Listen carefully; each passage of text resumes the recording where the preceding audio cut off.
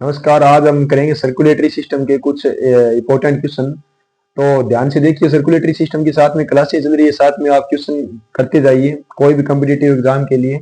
देखो, आज अपने स्टार्ट करते हैं पहला क्वेश्चन की। पहला क्वेश्चन है कि प्रतिरक्षों के उत्पादन के लिए रक्त का कौन सा घटक है वो उत्तरदायी होता है। प्रतिरक्षों के उत्पादन के लिए रक्त का कौन सा घटक उत्तरदायी होता है? पहला ऑप्शन अपने पास है थ्रोम्बोसाइट। ठीक है, थ्रोम्बोसाइट को कहा जाता है अपने प्लेटलेट्स कहा जाता है। प्लेटलेट्स, प्लेटलेट्स का आपने नाम सुना ही होगा। थ्रोम्बोसाइट को प्लेटलेट्स या डिम्बाणु भी कहा जाता है। डिम्बाणु जो है ना, वो अपने रक्त के अंदर किसके लिए जिम्मेदार होती है? रक्त का थक्का बनाने के लिए जिम्मेदार होती है। रक्त का थक्का या ब्लड क्लोटिंग के लिए, रक्त का थक्का बनाने के लिए। दूसरा है मोनोसाइट। मोनोसाइट है वो एक टाइप की क्या होती है? डब्ल्यूबीसी होती है, जो शरीर के रोगों से क्या करती है? सुरक्षा।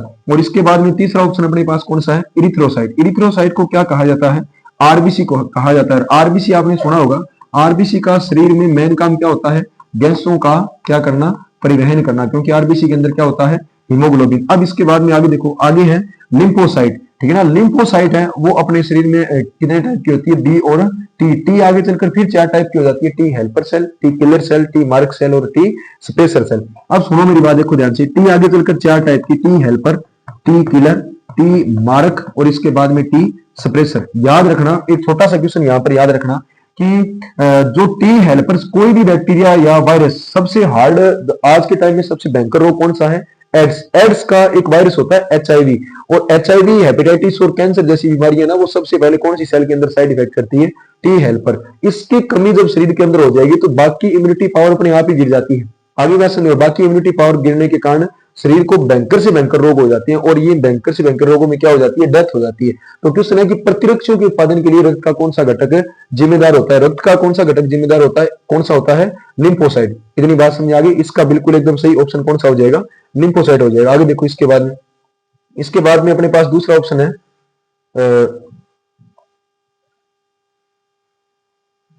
दूसरा ऑप्शन अपने पास है, देखो ध्यान से, सीरम क्या है? ठीक है, सीरम क्या है? तो सुनो मेरी बात एक ध्यान से कि सीरम किसे कहा जाता है? अपने ब्लड के अंदर, ब्लड के अंदर जब आप प्लाज्मा, ब्लड का 55% पार्ट कौन सा होता है? प्लाज्मा। प्लाज्मा से जब आप माइनस कर देते हो, ठीक है ना, प्लाज्मा से अब आप माइनस कर देते हो कौन से?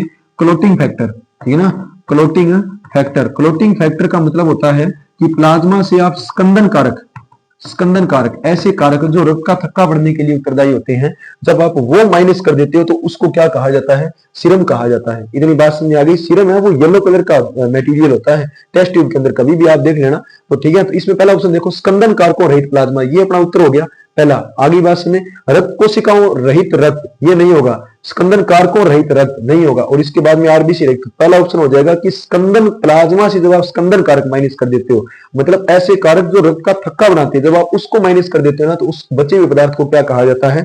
सीरम कहा जाता है। आगे देखो, इसके बाद में दूसरा आगे वाला क्वेश्चन अपने पास है तीसरा, कि यदि आरबीसी पर ए प्रतिजन उपस्थित होता है तो किसी व्यक्ति का रक्त समूह क्या होगा? देखो, अपने ये होता है आरबीसी का आकार, उद्यावतल आकार की होती है अपनी आरबीसी। ठीक है, और आरबीसी की सतह पर इस प्रकार से, यहां पर आरबीसी की सतह पर, जैसे एक तो ये हो गया यहां पर, आगे बात सुनिए, दूसरा ये हो गया। ठीक है, अगर ए और बी दो टाइप के होते हैं, अगर ए वाला प्रेजेंट है तो ब्लड ग्रुप कौन सा हो जाएगा? ए हो जाएगा। बी वाला प्रेजेंट है तो ब्लड ग्रुप कौन सा हो जाएगा? बी वाला हो जाएगा। और ए और बी दोनों प्रेजेंट है तो ब्लड ग्रुप कौन सा हो जाएगा? ए बी हो जाएगा। दोनों मान लीजिए अनुपस्थित है ही नहीं, तो ब्लड ग्रुप कौन सा हो जाएगा? ओ हो जाएगा, या जिसको जीरो ब्लड ग्रुप कहा जाता है। यहां पर दिया कि एंटीजन ए है, एंटीजन ए है तो आपका ब्लड ग्रुप भी कौन सा हो जाएगा? ए हो जाएगा। अगर दिया होता कि एंटीजन बी है तो ब्लड ग्रुप कौन सा? बी। अगर दिया होता कि एंटीजन ए और बी दोनों है तो ब्लड ग्रुप कौन सा हो जाता? A B. और दिया होता कि एंटीजन है ही नहीं तो आपका ब्लड ग्रुप कौन सा हो जाता? ओ हो जाता। इतनी बात समझ आ गई? आगे देखो, इसके बाद में नेक्स्ट क्वेश्चन अपने पास है, चौथा है कि किस प्रकार, चौथा देखो कि रक्त में सबसे अधिक कोशिका कौन सी उपस्थित होती है? रक्त में सबसे अधिक कोशिका कौन सी उपस्थित होती है? रक्त में सबसे अधिक कोशिका होती है आरबीसी। आगे बात समझे, सबसे अधिक कोशिका होती है। इसके बाद में इसका जो जीवन काल होता है ना, वो कितने दिन का होता है? 120 दिन का। ठीक है, आरबीसी का जीवन काल होता है 120 दिन का। आरबीसी बनती कहां पर है? याद रखना, कहां पर? रेड बोन मैरो के अंदर बनती है। आरबीसी का कब्रिस्तान किसे कहा जाता है? याद रखना, स्प्लीन या प्लीहा को कहा जाता है। और इसके बाद में आरबीसी का निर्माण कहां पर होता है? आरबीसी का जीवन काल आ गया। और आरबीसी का दूसरा नाम याद रखना किसे कहा जाता है? इरिथ्रोसाइट को कहा जाता है। अब इसके बाद में लिम्फोसाइट, मोनोसाइट और प्लेटलेट्स, ये दोनों की दोनों WBC होगी, ठीक है। और इसके बाद में प्लेटलेट्स, आगे देखो प्लेटलेट्स की संख्या अगर आपसे कोई पूछे तो 1.5 लाख से 3.5 लाख, ठीक है ना, 3.5 लाख पर mm³ होती है। और इसके बाद में RBC की संख्या अगर आपसे फीमेल के अंदर पूछे तो याद रखना 40 से कितनी लाख होती है, 45 लाख पर mm³। और इसके बाद में मेल के अंदर पूछे, मेल के अंदर अगर आपसे RBC की संख्या पूछे तो होती है 50 से कितनी, 55 लाख पर mm³, 50 से 55 लाख पर mm³, ये होती है मेल के अंदर RBC की संख्या। आगे देखो पांचवा क्वेश्चन अपने पास है कि सामान्यतः रक्त में एल्ब्यूमिन और ग्लोबुलिन का अनुपात कितना होता है। याद रखना प्लाज्मा के अंदर 3 टाइप की प्रोटीन होती है, 3 टाइप की प्रोटीन होती है। पहली कौन सी, एल्ब्यूमिन, और इसके बाद में दूसरी कौन सी, ग्लोबुलिन, और इसके बाद में तीसरी कौन सी, फाइब्रिनोजन, ठीक है ना, तीसरी होती है फाइब्रिनोजन। सबसे छोटी प्लाज्मा प्रोटीन होती है, याद रखना सबसे छोटी, इसके बाद में सबसे बड़ी प्लाज्मा प्रोटीन होती है, ठीक है, सबसे बड़ी प्लाज्मा प्रोटीन। और इसके बाद में रक्त का थक्का बनाने में क्या करती है, सहायता करती है। और इसके बाद में इसमें आएगा कि यह रक्त प्रासरणी दाब को बनाए रखती है, रक्त प्रासरणी दाब को बनाए रखती है। यहां पर अपने ने पूछा है कि एल्ब्यूमिन और ग्लोबुलिन का अनुपात कितना होता है, तो एल्ब्यूमिन ग्लोबुलिन का अनुपात कितना होता है, 2:1 होता है। अगर 2 अणु एल्ब्यूमिन के होंगे तो 1 किसका होगा, ग्लोबुलिन का। अगर 4 अणु एल्ब्यूमिन के होंगे तो 2 किसके होंगे, ग्लोबुलिन के। ये होता है एल्ब्यूमिन और ग्लोबुलिन का अनुपात। आगे देखो इसके बाद में आगे क्वेश्चन है अपने पास छठा कि रुधिर समूह के प्रतिजन या एंटीजन जो है ना वो पाए जाते हैं। सबसे पहले रुधिर समूह के जो एंटीजन है ना वो पाए जाते हैं आपके किसमें, RBC के ऊपर पाए जाते हैं, जो अभी मैंने आपको बताया था पीछे वाले क्वेश्चन में A, B, ठीक है। और RBC के अंदर ये किसके ऊपर पाए जाते हैं, तो याद रखना कि किसके ऊपर पाए जाते हैं, हीमोग्लोबिन के ऊपर पाए जाते हैं। तो यहाँ पर देखो, यहाँ पर पहला ऑप्शन है कि हीमोग्लोबिन के कण पर पाए जाते हैं, तो ये अपना क्या हो जाता है, उत्तर हो जाता है। इतनी बात समझ आ गई। आगे देखो इसके बाद में आगे है क्वेश्चन 7वां कि वयस्क में हीमोग्लोबिन में श्रृंखला कितनी होती है। हीमोग्लोबिन की टोटल अगर श्रृंखला देखें ना तो टोटल श्रृंखला होती है 4, 2 अल्फा प्लस 2 बीटा, ठीक है। इसके बाद में 2 अल्फा प्लस 2 गामा, ये तो होती है भ्रूणीय अवस्था में, ये तो होती है भ्रूणीय अवस्था में, ठीक है। और इसके बाद में ये होती है कौन सी अवस्था में, वयस्क अवस्था में। मतलब वयस्क अवस्था में आपका हीमोग्लोबिन है वो किस प्रकार से दिखाई देगा, ये चेन है, ठीक है। और भ्रूणीय अवस्था में ये होती है। तो वयस्क अवस्था में हीमोग्लोबिन की श्रृंखला कौन सी, देखो 2 अल्फा प्लस 2 गामा, तो ये अपना करेक्ट ऑप्शन हो जाएगा 2 नंबर, ठीक है।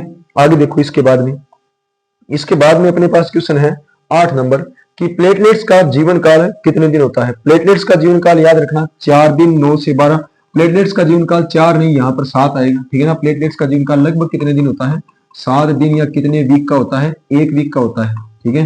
1 वीक तक ये प्लेटलेट्स है वो बढ़ने के बाद में जिंदा रहती है। और ये बात याद रखना कि प्लेटलेट्स कहां पर बनती है, आपके RBM, जिसको कहा जाता है लाल अस्थि मज्जा, ठीक है ना। लाल अस्थि मज्जा के अंदर एक कोशिका होती है और उस कोशिका का नाम होता है मेगा कैरियोसाइट।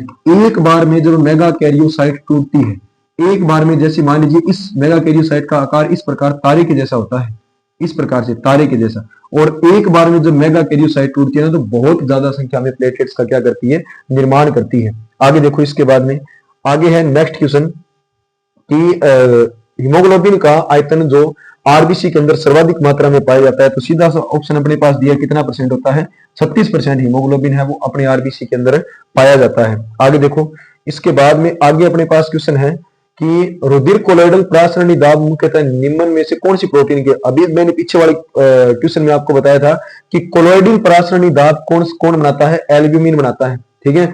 रक्त को एक स्थान से दूसरे स्थान तक बहने के लिए हमेशा कौन सा प्रोटीन है वो जिम्मेदार होता है, एल्ब्यूमिन प्रोटीन जिम्मेदार होता है, जो रक्त कोलोइडल प्रासरणी दाब, जिसको इंग्लिश में कहा जाता है BCOP। ये याद रखना BCOP, ब्लड कोस्मोसिस ऑस्मोटिक प्रेशर, ठीक है ना। तो ये ब्लड रुधिर कोलोइडल प्रासरणी दाब होता है जो एल्ब्यूमिन प्रोटीन बनाता है।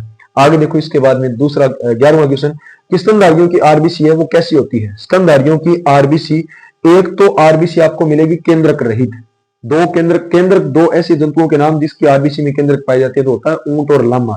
आगे बात समझे, एक उद्यावतल मिलेगी, वर्ताकार मिलेगी, ये होता है RBC का आकार। एक डिजीज होती है याद रखना सिकल सेल एनीमिया, जिसमें आरबीसी का आकार सिक्कर के जैसा हो जाता है, मतलब आरबीसी मुड़ जाती है, हंसियाकार हो जाती है। तो इसका उत्तर आ जाएगा कौन सा? उभ्या अवतल। उभ्या अवतल वर्ताकार और इसके बाद में केंद्रक रहित होती है। जैसे यहाँ पर केंद्र किया दिया है, ऑप्शन कट गया। इसके बाद में यहाँ पर केंद्र किया दिया है, ऑप्शन कट गया। यहाँ पर उभ्यो अवतल दिया है। उभ्य अवतल मतलब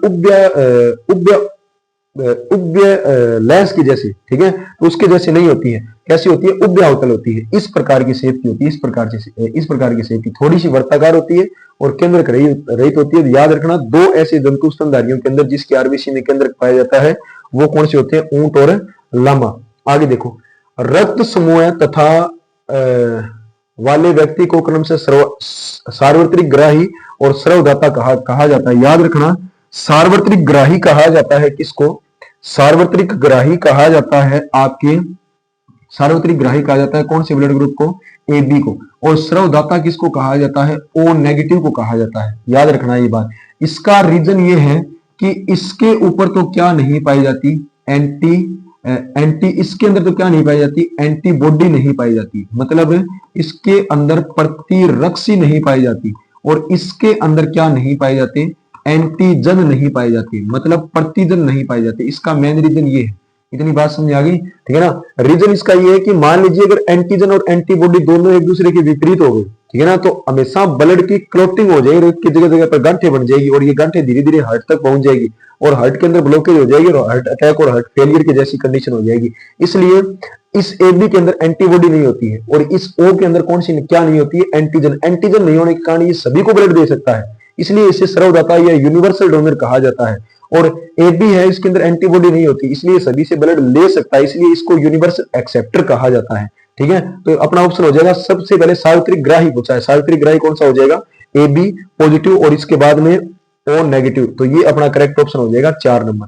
इतनी बात समझ आ गई? आगे देखो, इसके बाद में आगे है अपने पास क्वेश्चन कि ए बी और रक्त समूह मुख्यतः निर्भर करता है, ए बी और रक्त समूह निर्भर करता है कि आपकी आरबीसी की सतह पर क्या होनी चाहिए? एंटीजन। एंटीजन का मतलब प्रतिजन। देखो सबसे पहला दिया कि आरबीसी की कणिकाओं की सतह पर प्रतिरक्षी, प्रतिरक्षी नहीं, एंटीबॉडी नहीं होगा।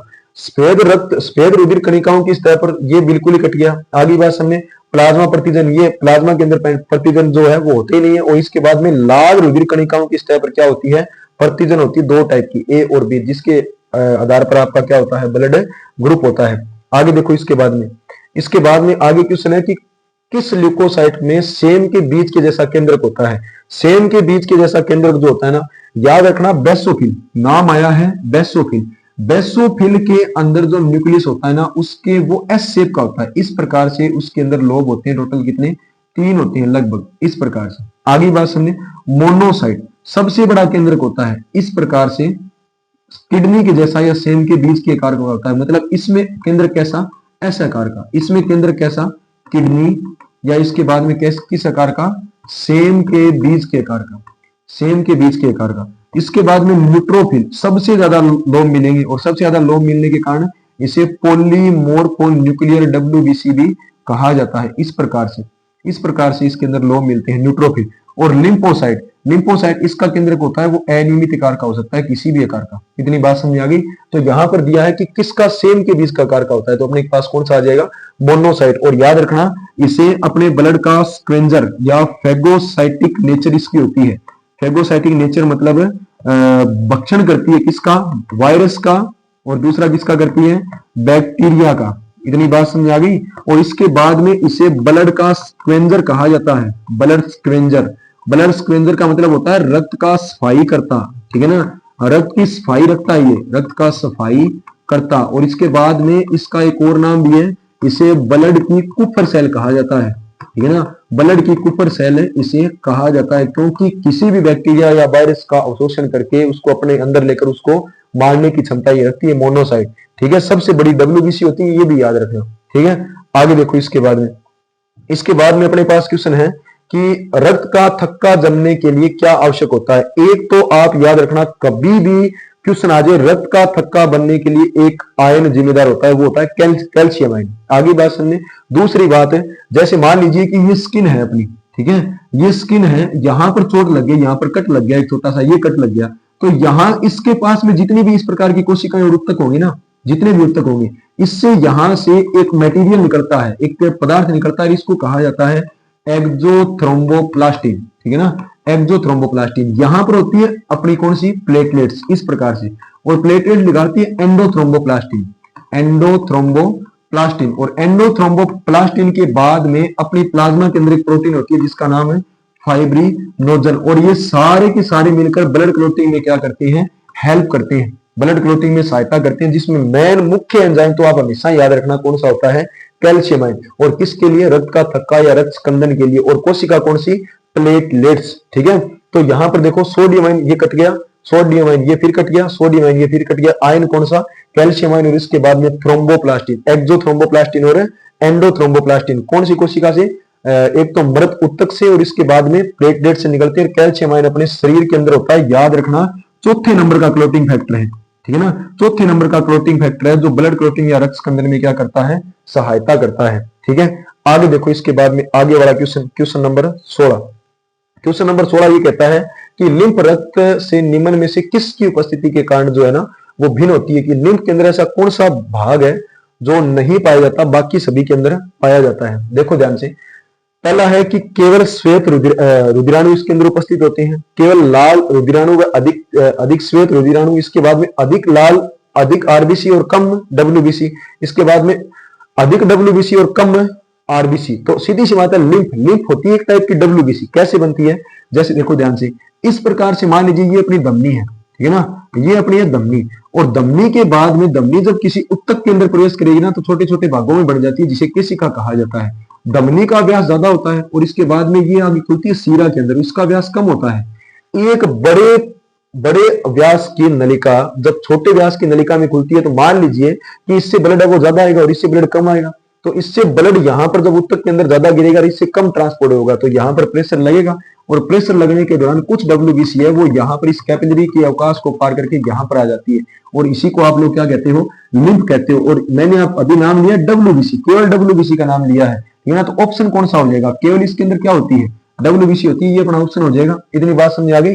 ये डब्ल्यूबीसी यहां पर इस उत्तक की रोगों से क्या करती है, सुरक्षा करती है। जैसे सुन लीजिए बात ध्यान से, कोई भी बैक्टीरिया है वो सबसे पहले भोजन अपने हाथों के थ्रू या भोजन के कणों के थ्रू अपने शरीर के अंदर जाता है, सबसे पहले उसे मुख गुहा के अंदर टकराना पड़ेगा। एक तो लार होती है, दूसरा श्लेष्मा होता है, तीसरा एंजाइम बनते हैं। इसके बाद में अपने अमाशय से उसको अमाशय में टकराना पड़ेगा, HCl अम्ल से। इसके बाद में अपने छोटी आंत से उसमें टकराना पड़ेगा, एक तो आंतरीय रस से, अग्नाशय रस से, पित्त रस से। उसके बाद में भी जब उसका अवशोषण हो जाता है तो वो उत्तकों के अंदर चला जाता है, ब्लड के अंदर चला जाता है। ब्लड के अंदर अपनी एक सेल बैठी है कौन सी, डब्ल्यूबीसी, और डब्ल्यूबीसी को भी जब वो पार कर जाता है तो वो यहां पर आ जाता है इन उत्तकों के बीच में।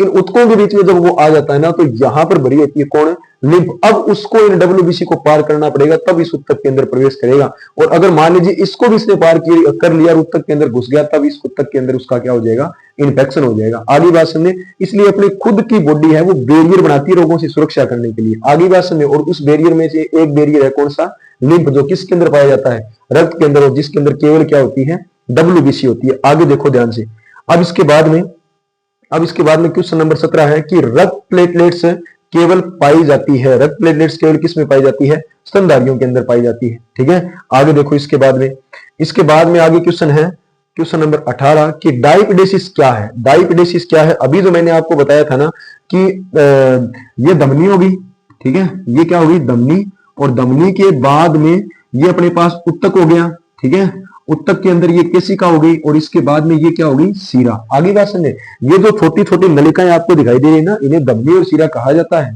ठीक है, जो हरे रंग की और गुलाबी रंग की होती है, इतनी बात समझ, बैंगनी रंग की, इतनी बात समझ आ गई। ठीक है, सॉरी, ब्लू, और इसके बाद में कौन सी, गुलाबी रंग की। अब देखो ये आगे चलकर इन उत्तकों में छोटी छोटी भागों में बढ़ जाती है। जैसे मान लीजिए ये धमनी आ रही है ना, तो इस प्रकार से ये आगे चलकर छोटे छोटे भागों में बढ़ जाती है, इस प्रकार से। ठीक है, इसे कहा जाता है धमनी, और धमनी के बाद में इसे कहा जाता है केशिका, और केशिका के बाद में ये केशिका बहुत सारी मिलकर एक छोटी सी नलिका बनाती है, इसे क्या कहा जाता है, सीरा कहा जाता है। इतनी बात समझ आ गई।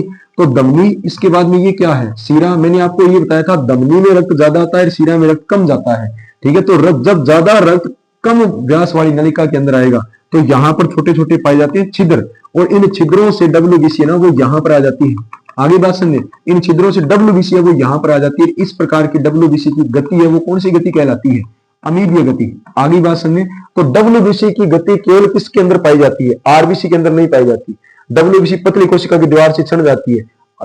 लाल रुधिर सभी WBC के अंदर नहीं पाई जाती, गत में नहीं पाई जाती, केवल किसके अंदर पाई जाती है? वह प्रक्रिया जिसमें कुछ WBC पतली केशिका की दीवार से क्षण जाती है। धमनी केशिका और सीरा, पतली केशिका है, पतली केशिका की दीवार से कुछ WBC है वो क्षण जाएगी और क्षणने के बाद में यहां पर आ जाएगी, इसको चारों ओर से क्या कर लेगी? घेर लेगी। इस प्रकार की WBC की जो गति है ना वो क्या कहलाती है? डाइपिडेसिस। और इसे कौन सी गति कहा जाता है?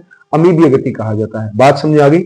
आगे देखो, इसके बाद में क्वेश्चन है कि इनमें से कौन मध्यवर्ती के रूप में कार्य करता है? इनमें से कौन मध्यवर्ती के रूप में कार्य करता है? WBC, लिम्फ, प्लाज्मा और ब्लड। तो मध्यवर्ती के रूप में कौन कार्य करेगा? हमेशा अपना रक्त करता है, ठीक है। मध्यवर्ती के रूप में रक्त है वो कार्य करता है। आगे देखो, इसके बाद में है कि अस्थि मज्जा में रक्त केशिकाओं के बनने की विधि क्या कहलाती है? अस्थि मज्जा जो है ना वो एक प्रकार का कौन सा ऑर्गन? देखो, सबसे पहले इरिथ्रोब्लास्टोसिस, इसको छोड़ दीजिए, ये एक रोग है, आगे पढ़ेंगे अपने।